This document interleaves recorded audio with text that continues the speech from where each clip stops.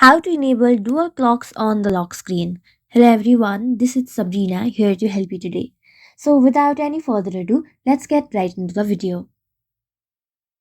So first, go to your settings.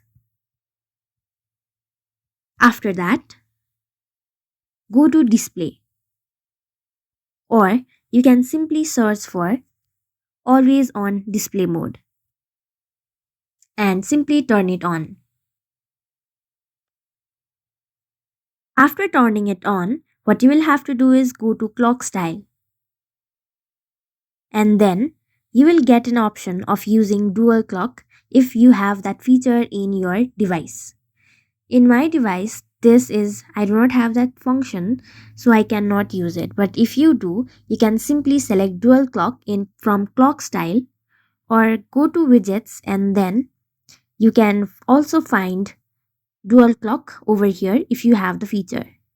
After that, simply turn on always on display. Since I am having power saving mode on, I cannot do it, but if you turn off power saving mode, you can easily turn it on, and done.